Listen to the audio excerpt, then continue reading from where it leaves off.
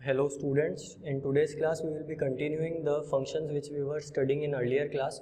We have studied 5 real functions. Now we will start with the 6th, that is modulus function. So we are starting with the 6th standard function or a real function which is called modulus function. It is also called absolute value function. Modulus function और absolute value function, इन दो अलग अलग नाम से हम इसको define कर सकते हैं. अब इसका मतलब क्या होता है मॉड्यूलस का, आपने शायद पहले भी पढ़ा होगा. मॉड्यूलस का काम क्या होता है, वो जो भी इनपुट हम उसमें फीड करते हैं उसको हमको पॉजिटिव बना के आउटपुट में देता है. दैट मीन्स एफ एक्स जो है वो एक्स के बराबर होगा और मैं एक्स के दोनों साइड पे ये बार्स बना दूंगा. These bars represent modulus. ये सिंबल है मॉड्यूलस का, 2 स्ट्रेट बार्स, बीच में हमने रखा है x को. अब F X is equal to modulus of x का क्या मतलब है, आप x को चाहे पॉजिटिव रखें चाहे नेगेटिव रखें, या आपको आउटपुट में हमेशा एक पॉजिटिव वैल्यू देगा. आपने इनपुट अगर पॉजिटिव रखा है सपोज, हम इसको ब्रेक कैसे करेंगे, देखिए हम इसको ब्रेक कर सकते हैं for 2 intervals x greater than equal to 0 and x less than 0. देखिए 0 या 0 से बड़ी वैल्यू होगी, वो ऑलरेडी पॉजिटिव है तो उसको पॉजिटिव ही रखना है, यानी हम उसकी वैल्यू नहीं बदल रहे हैं. हमने इनपुट रखा सपोज, अगर मैं यहाँ पे इनपुट और आउटपुट के बीच में एक टेबल बनाता हूँ, मैंने इनपुट रखा सपोज यहाँ पे प्लस का 2, तो मॉड्यूलस फंक्शन को कुछ भी नहीं करना है, वो ऑलरेडी पॉजिटिव है तो वो उसको बाहर भी एज अ +2 दे देगा. हमको आउटपुट भी सेम मिलेगा जो हमने इनपुट फीड किया है. दैट मीन्स आउटपुट और इनपुट सेम कब होते हैं, जब y और x बराबर होते हैं. और बेसिकली हमारा ये जो एफ एक्स है उसी को हम क्या बोलते हैं, y बोलते हैं. तो y is equal to x होगा प्लस का x. अगर हमारा x पॉजिटिव है तो, अगर हमारा x नेगेटिव है, देखिए x की वैल्यू अगर मैंने सपोज यहाँ पे -2 फीड कर दी तो मॉड्यूलस को उसको पॉजिटिव बना के बाहर देना है. तो अगर आउटपुट में उसको पॉजिटिव देना है तो उसको क्या करना पड़ेगा, -2, देखिए जो वैल्यू है उसको चेंज नहीं करना है, जो हमारा माइनस का 2 है वो प्लस का 2 बन जाना चाहिए. जो 2 है नंबर वो एज इट इज रहेगा. -2 को +2 बनाने के लिए हमको क्या करना पड़ता है, आपको ये चीज पता है, किसी भी नेगेटिव नंबर को पॉजिटिव बनाने के लिए आपको उसमें -1 मल्टीप्लाई कर देना पड़ता है. यानी जब मेरा x नेगेटिव है तो मुझे एक माइनस उसमें मल्टीप्लाई करना पड़ेगा ताकि मेरा जो आउटपुट है वो कैसा है, पॉजिटिव. तो जो ब्रेकअप है वो इस तरीके से है कि फंक्शन को आप डिफाइन करेंगे कि अगर x सपोज आपका 0 या 0 से बड़ा है तो आउटपुट एज इट इज हमको मिल जाएगा विदाउट एनी साइन चेंज. लेकिन हमारा इनपुट अगर नेगेटिव है तो हमको एक माइनस उसमें मल्टीप्लाई करना पड़ेगा ताकि हमको आउटपुट जो है वो फिर से क्या मिले, पॉजिटिव. तो ये इस फंक्शन का डेफिनेशन है. अच्छा 0 जब होगा तो ऑब्वियसली 0 के साथ कुछ भी करने की जरूरत नहीं है, 0 की जगह 0 ही मिलेगा. इसलिए जो फर्स्ट वाला पार्ट है उसमें हमने ग्रेटर देन इक्वल टू का यूज किया है. 0 पे भी जो है हमको +x ही मिलेगा, यानी +0 मिलेगा. 0 से छोटी वैल्यूज के लिए हमको -x मिलेगा. अब हम अगर इसका ग्राफ बनाते हैं तो वो किस तरीके से बनेगा,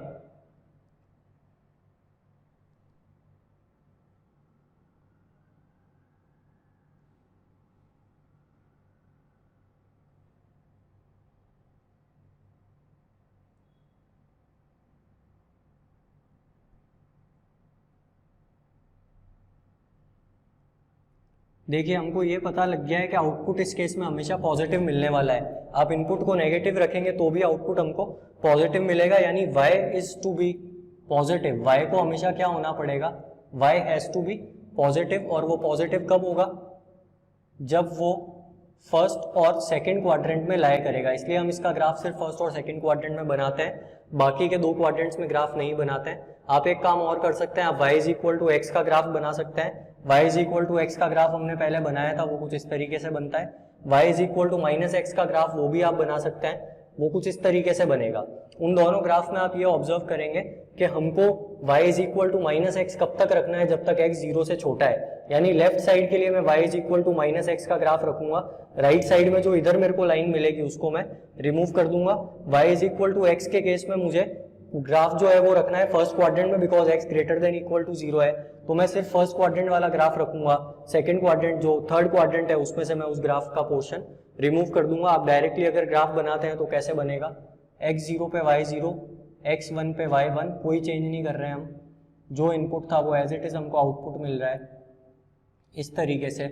और भी आगे हम जा सकते हैं. सिमिलरली -1 रखने पे भी आउटपुट कैसा है, +1, तो ये सिमेट्रिकल होगा अबाउट y एक्सिस। -2 पे भी आउटपुट मिल रहा है +2, -3 पे +3 एंड -4 पे +4। इस तरीके से ये ग्राफ कंटिन्यू कर रहा है।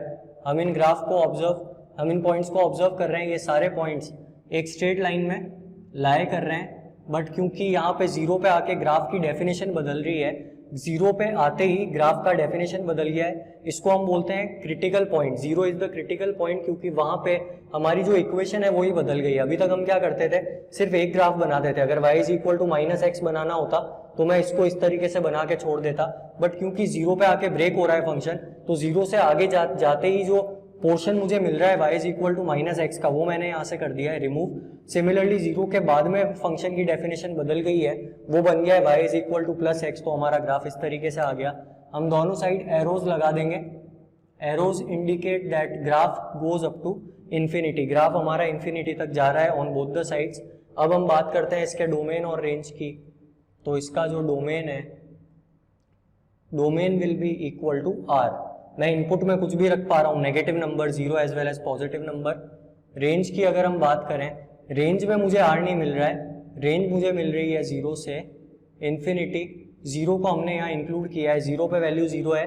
ग्राफ से बहुत इजीली डोमेन रेंज हमको पता पड़ता है। x में दोनों साइड हम जा रहे हैं positive and negative, but y के केस में हम सिर्फ पॉजिटिव साइड पे लाए कर रहे हैं, इसलिए हमारा जो रेंज है वो 0 से लेके इन्फिनिटी तक होगा। सो this is all about modulus function. ये चीज़ आपको अच्छे से क्लियर हो जानी चाहिए। इस पे बेस्ड अगर मैं एक एग्जांपल और लेता हूँ, सपोज आपको निकालना है मॉड्यूलस ऑफ 2x - 3। आपको कंसेप्चुअली बहुत ध्यान रखना है एक चीज़ का, फंक्शन की डेफिनेशन क्या है उसके अकॉर्डिंग हम जो गिवन फंक्शन है उसका ग्राफ प्लॉट करेंगे। है तो मॉड्यूलस फंक्शन, बट इनपुट हमने चेंज कर दिया है। इनपुट में हमारे पास में है y = modulus whole modulus of 2x - 3। अब जो ग्राफ है वो देखिए ऐसा नहीं बनेगा, हमारा क्रिटिकल पॉइंट यहाँ पे बदल जाएगा। वो क्यों बदलेगा वो मैं आपको समझाता हूँ। अगर हम पिछले वाले के हिसाब से चलते हैं, यहाँ पे अगर मैंने सपोज x को रखा 1 यहाँ पे, तो 2x - 3 का जो वैल्यू है वो आ रहा है -1। जब मैंने x को रखा 1 तो 2x - 3 आ रहा है -1, जबकि हमको ये पता है कि जब हमने पहले वाले में x 1 रखा था तो मुझे आउटपुट पॉजिटिव मिला था, 1 मिला था, लेकिन अभी मुझे आउटपुट नेगेटिव मिल रहा है, तो मुझे उसको पॉजिटिव बनाना पड़ेगा। पॉजिटिव बनाने के लिए मुझे उसमें एक माइनस मल्टीप्लाई करना पड़ेगा, यानी इस बार जो फंक्शन की डेफिनेशन है वो थोड़ी सी बदल जाएगी। अगर हम इसकी एक टेबल बना लें यहाँ पे,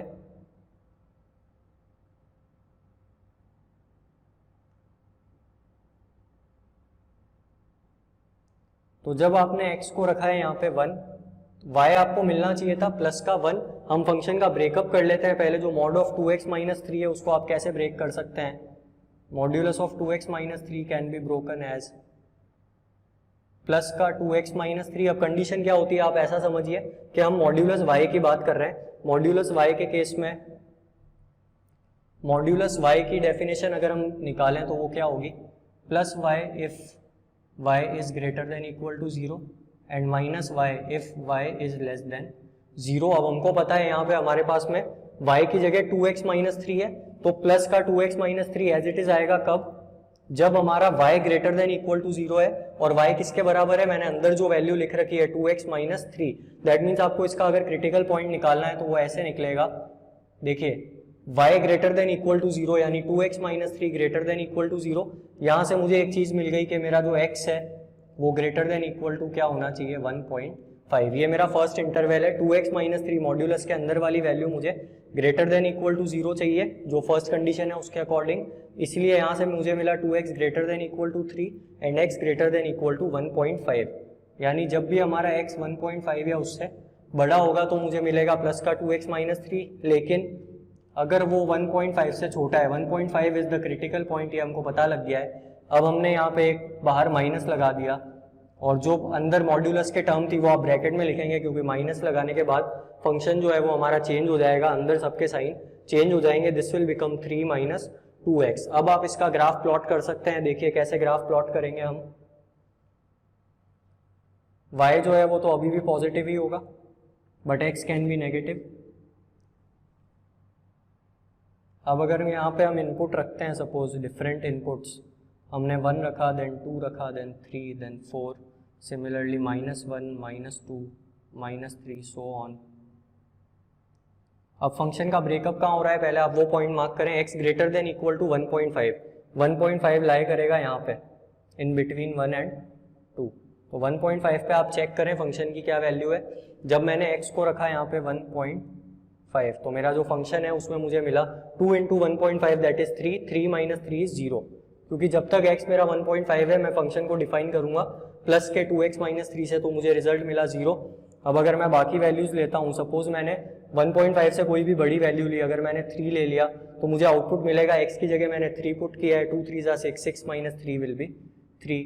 सिमिलरली अगर मैं नेगेटिव साइड की या पॉजिटिव साइड पे हम एक और पॉइंट ले लेते हैं 4, तो 2 इंटू 4 8, 8 माइनस 3 विल बी 5। ये तो बात हुई 1.5 और उससे बड़ी वैल्यूज की। सपोज हमने यहाँ पे कुछ नेगेटिव वैल्यूज भी ले ली, मैंने अगर लिया माइनस का 1 तो 2 into minus 1 will be -2, -2 minus 3 will be -5।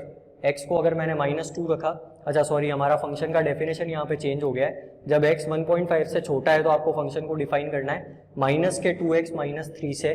तो क्या होगा कि ये जो वैल्यू है उसके साथ एक प्लस साइन अटैच हो जाएगा। 2x माइनस 3 जब मैंने x को -1 रखा तो 2 into -1 will be -2, -2 minus 3 will be -5, minus of -5 will give me +5। जब मैंने -2 रखा यहाँ पे तो मुझे मिला माइनस ऑफ -7 दैट इज +7। इस तरीके से हमको यहाँ पे अलग अलग वैल्यूज मिल गई, हम उनको ग्राफ पे प्लॉट कर लेते हैं। सो डिफरेंट पॉइंट्स में ले लेता हूँ यहाँ पे 1 2 3 4 5 6 एंड 7। अब हम देखते हैं इसका ग्राफ किस तरीके से बनेगा। 1.5 पे y 0 है, यानी the first point will be this. x3 पे y 3 आ रहा है तो x3 पे y 3 दिस पॉइंट। x4 पे मुझे y मिला था 5, तो x4 पे y मिल गया हमको 5, सो 4, 5। इस तरीके से हमको ग्राफ मिला। सिमिलरली जब मैंने रखा यहाँ पे माइनस का 1, -1 रखने पे मुझे मिला प्लस का 5, सो दिस पॉइंट। जब मैंने रखा इसको -2, x को -2 रखने पे मुझे और बड़ी वैल्यू मिली दैट इज प्लस का 7। अच्छा आप और भी वैल्यूज रख के देख सकते हैं। अगर आपने 0 रखा सपोज तो 0 भी 1.5 से छोटा है, इससे जब आप निकालेंगे तो 2 into 0 0, 0 minus 3 will be -3, minus of -3 will be +3, यानी वो y एक्सिस को कब टच करेगा 0,3 पे। अब आप इनको ज्वाइन कर देंगे विद अ स्ट्रेट लाइन और दोनों साइड आपको एरो लगा देना है, यहाँ भी एरो लगेगा। इनको आप जब ज्वाइन करते हैं इसी तरीके से ये भी ज्वाइन हो जाएंगे, यहाँ भी आप एक एरो लगा देंगे। सो this is the graph for 2 modulus of 2x minus 3। आपने एक चीज ऑब्जर्व की, 2x माइनस 3 के केस में ग्राफ है तो बिल्कुल वैसा ही, पर वो थोड़ा सा राइट साइड की तरफ शिफ्ट हो गया है। It has shifted up to 1.5। 2x minus 3 था, उससे हमने क्रिटिकल पॉइंट निकाला 1.5 प्लस का 1.5, इसलिए हमारा जो ग्राफ है वो भी शिफ्ट हो गया प्लस का 1.5 पे। सो दिस मॉड्यूलस फंक्शन और absolute value function is very important, please note this. Okay, so now we will be studying the 7th function, that is signum function.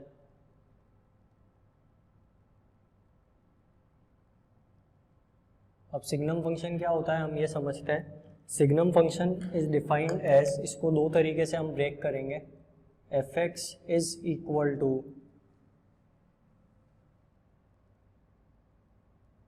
modulus of x upon x if x is not equal to 0। ये 0 इसका critical point होगा, अगर 0 के बराबर नहीं है x तो हम fx को लिखेंगे modulus of x upon x, और अगर वो फंक्शन हमारा 0 के बराबर है तो हम आउटपुट लिखेंगे 0। जब x 0 हो जाएगा तो y भी 0 हो जाएगा, और जब हमारा x 0 नहीं होगा तो y हो जाएगा मॉड x अपॉन x। इसको आप फर्दर ब्रेक कर सकते हैं, इसको फर्दर ब्रेक हम करके लिख सकते हैं। मॉड्यूलस x हमको पता है कि प्लस x होता है। देखिए नॉट इक्वल टू 0 में दो केसेस होते हैं, एक होता है x greater than equal to 0, एक होता है x लेस देन 0। तो जब x greater than equal to 0 होगा तो क्या होगा समझिए आप इसको, मॉड्यूलस ऑफ x की जगह आएगा प्लस x, यानी plus x upon x cancel होकर रिजल्ट आएगा प्लस का 1। जब हमारा x 0 से छोटा है तो मॉड्यूलस ऑफ x होता है माइनस x, यानी मॉड x की जगह आ जाएगा माइनस x अपॉन x जब कैंसिल होगा तो हमको मिलेगा माइनस का 1, और जो 0 है वो हमको तब मिलेगा जब हमारा x 0 के बराबर होगा। सो this is the definition of signum function. इसका ग्राफ हमको केयरफुली प्लॉट करना है, हमको इसमें इंटरवल्स का बहुत ध्यान रखना है, कहाँ पे किस पॉइंट को इंक्लूड करना है और किसको नहीं करना है। जिस पॉइंट को हम इंक्लूड करते हैं मैंने आपको पहले बता रखा है, उस पर हम फील्ड सर्कल का यूज लेते हैं। जिस पॉइंट को इंक्लूड नहीं किया जाता है उसमें हम एम्प्टी सर्कल का यूज लेते हैं। अब हम देखते हैं इसका ग्राफ जो है वो कैसा बनेगा। सो सिग्नम फंक्शन के केस में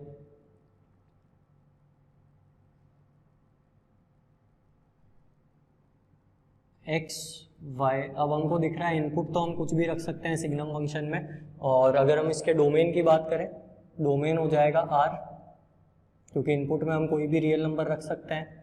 रेंज की अगर हम बात करें तो रेंज क्या होगी वो हम देखते हैं ग्राफ की हेल्प से।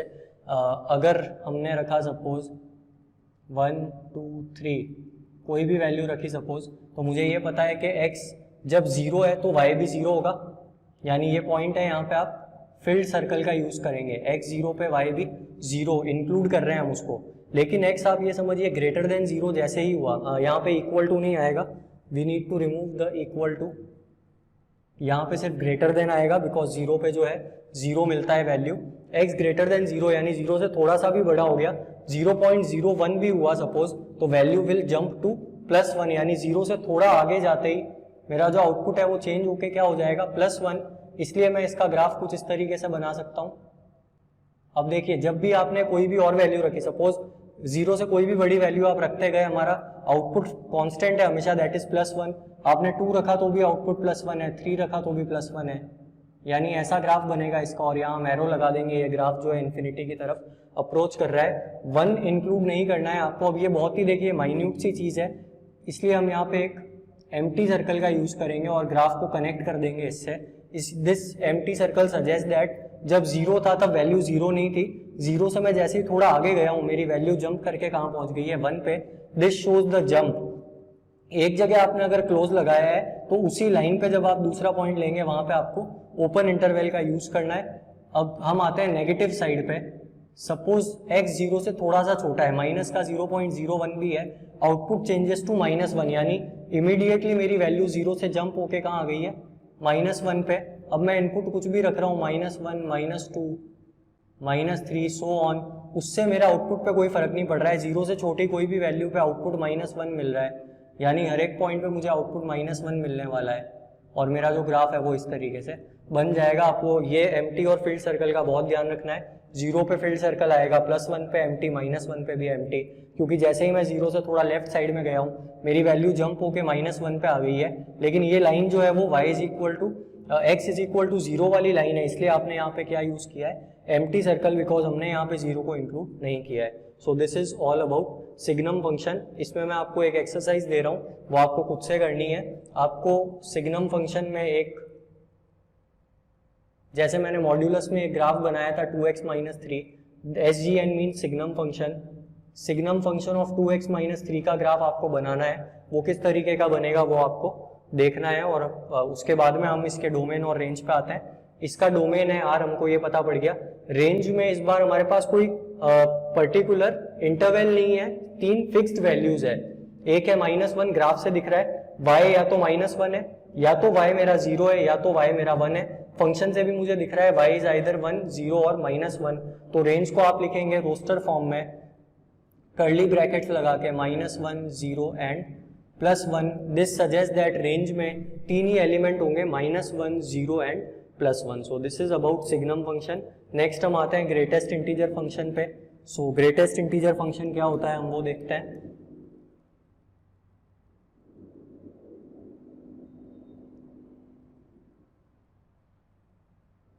ग्रेटेस्ट इंटीजर फंक्शन, अब इसको शॉर्ट में हम g.i.f भी बोलते हैं, GIF। अब इसका जो डेफिनेशन है वो क्या है, ये भी एक बहुत ही इंपॉर्टेंट फंक्शन है। fx is equal to x। Greatest integer के केस में आप क्या करेंगे, जैसे आप मॉड्यूलस बनाते थे, आपको सिर्फ स्ट्रेट बार्स नहीं बना के यहाँ पे इस तरीके से लाइंस बनानी है, इस तरीके से स्क्वायर ब्रैकेट आपको बनाना है। This suggest fx is equal to greatest integer of x। अब इसका मैं डेफिनेशन बोल रहा हूँ वो आपको नोट करना है। Greatest integer of x is defined as the value which is just less than और equal to x। Greatest integer function means integer value which is just less than equal to x। अब इसका मतलब क्या है, definition wise थोड़ा complicated लग रहा है, बट हम इसको ब्रेक करके अच्छे से समझते हैं।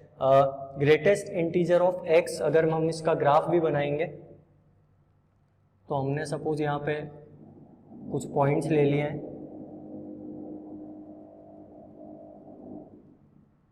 0 then 1 then 2 then 3 -1 -2 and -3 +1 +2 and +3 -1 -2 -3। अब देखिए हम इस फंक्शन का मतलब समझते हैं। ग्रेटेस्ट इंटीजर फंक्शन जो है वो इंटीजर पे मुझे इंटीजर ही देगा,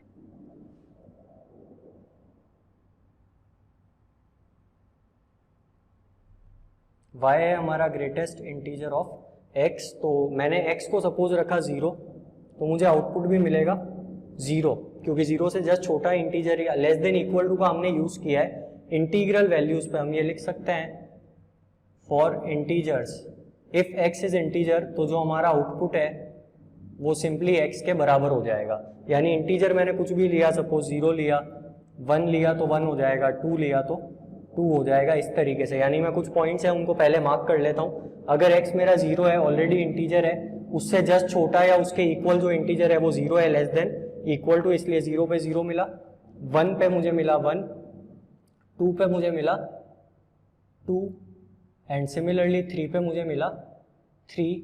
अगर मैं बात करूँ यहाँ पे अभी -1 की, तो -1 पे मुझे मिलेगा -1, क्योंकि ये भी एक इंटीजर है। -2 पे मुझे मिलेगा -2 एंड -3 पे मुझे मिलेगा -3। इस तरीके से हमको ये पॉइंट्स को मार्क करना है। अब हम देखते हैं बाकी वैल्यूज के लिए क्या होगा। सपोज अब मैंने यहाँ पे x को ले लिया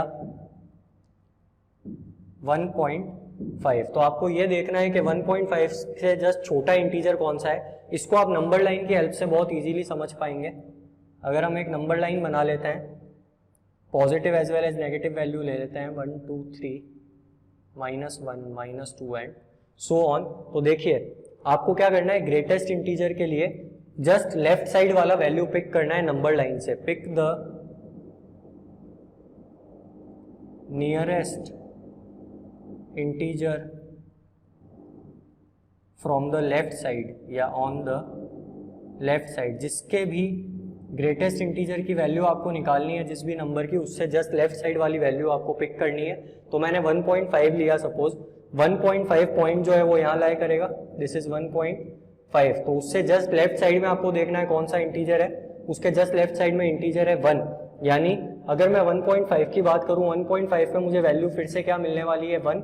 1 पे भी 1 थी, 1.5 पे भी 1 है। सपोज आपने 1.999 भी रख दिया, 1.999 भी 2 से अभी लेफ्ट साइड में लाया कर रहा है, 2 से थोड़ा सा छोटा है, तो आपको उससे लेफ्ट वाला इंटीजर फिर से पिक करना है। लेफ्ट वाला इंटीजर कौन सा है, 1। यानी जब तक मैं 2 पे नहीं पहुंच जाता तब तक मुझे वैल्यू क्या मिलने वाली है, मुझे वैल्यू मिलने वाली है 1। यानी मैं इन पॉइंट्स को स्ट्रेट लाइन से ज्वाइन कर सकता हूँ। ये फील्ड सर्कल का यूज किया है मैंने, यहाँ पे एम्प्टी सर्कल क्यों लगाया है, बिकॉज जैसे ही मैं 2 पे आऊंगा मेरी वैल्यू जंप करके कहाँ चली जाएगी, 1.999 तक तो 1 था, बट जैसे ही मैं 2 पे आया, 2 पे आते ही मैं कहाँ पहुंच गया, 2 पे ये वैल्यू हम ऑलरेडी लिख भी चुके हैं। 2 पे मुझे क्या मिला है, 2, इसलिए 2 पे मेरी वैल्यू जंप करके 2 पे चली गई है। सिमिलरली आगे भी हम इसको प्लॉट कर सकते हैं। 2 से 3 का कोई भी वैल्यू रखा आपने, सपोज 2.5 रखा, 2.5 आप नंबर लाइन पे देखेंगे यहाँ पे लाई कर रहा है। 2.5 से फिर से आपको क्या करना है, जस्ट लेफ्ट साइड वाला इंटीजर पिक करना है। 2.5 से जस्ट लेफ्ट साइड वाला इंटीजर है 2, दैट मीन्स 2.5 पे भी आपको क्या मिला, 2 मिला। अब 2.999 सो ऑन, जितना भी वैल्यू बड़ा मैं ले लूँ, 3 से जस्ट छोटा भी मैंने लिया तो मुझे आउटपुट हमेशा 2 मिल रहा है। यानी 2.999 पे भी आउटपुट जो है वो मेरे पास में 2 है। लेकिन जैसे ही मैं यहाँ पे 3 को रीच करूँगा, 3 पे रीच करने पे ये वैल्यू जंप करके एकदम से 3 पे चली जाएगी, क्योंकि 3 एक इंटीजर है। तो इंटीजर वैल्यू पे जो आउटपुट है वो हमको एज इट इज मिल जाता है, which is equal to the input. तो 3 जो है उस पर मैं कहाँ पहुँच जाऊँगा, 3 पे। तो इस तरीके से मुझे यहाँ पे वैल्यूज मिलती गई और मैंने उनको प्लॉट कर दिया। ये ग्राफ इसी तरीके से आगे चलता जाएगा, आप इसको आगे भी प्लॉट कर सकते हैं। अब हम आते हैं नेगेटिव साइड पे। अच्छा, 0 से 1 के बीच में भी देख लेते हैं, 0 से 1 के बीच में क्या क्या वैल्यूज थी।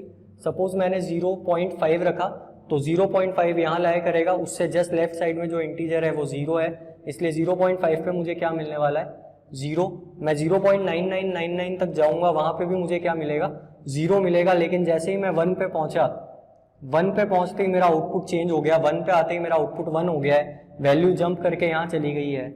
और मैंने आपको बताया है कि एक जो वर्टिकल लाइन है उसमें एक एम्प्टी सर्कल आएगा और एक फिल्ड सर्कल आएगा। यहाँ फिल्ड सर्कल है मतलब यहाँ क्या आना चाहिए, एम्प्टी सर्कल, बिकॉज 1 रीच करते ही मेरी वैल्यू जंप करके 1 पे पहुंच गई है।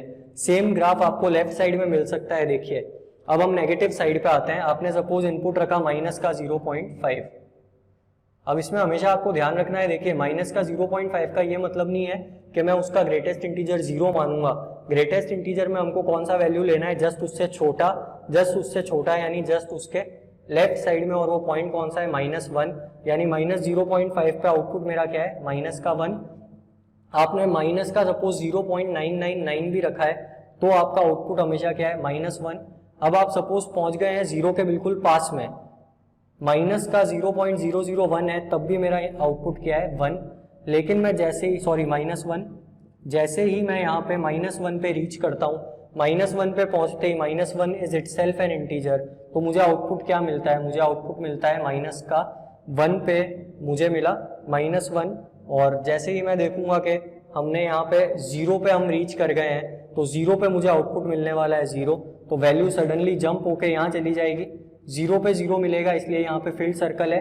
-1 पे एम्प्टी सर्कल होगा, बिकॉज जैसे ही आप यहाँ पे पहुंच रहे हैं, once you reach the value which is very near to 0, left side में 0 से जस्ट छोटी वैल्यू है, तब भी आउटपुट -1 है। लेकिन मैं जैसे ही 0 को रीच किया, मैंने 0 को रीच करते ही मेरा y का वैल्यू चेंज होके हो जाएगा 0।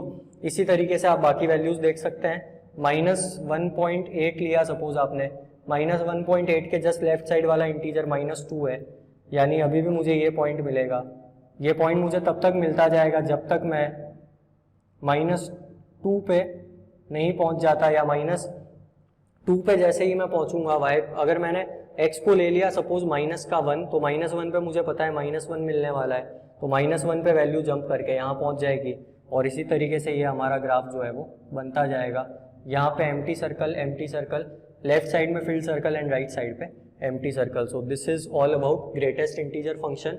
इसको हम स्टेप फंक्शन भी बोलते हैं। क्यों बोलते हैं, बिकॉज ये स्टेप्स हमको यहाँ पे मिल रहे हैं, we are getting the function step wise, यहाँ पे सारे स्टेप्स हमको मिल रहे हैं, इसलिए हम इसको बोलते हैं स्टेप फंक्शन। और अगर हम इसके डोमेन और रेंज की बात करें तो इसका जो डोमेन है वो R होगा, नो डाउट, बिकॉज हम x की जगह कुछ भी पुट कर पा रहे हैं।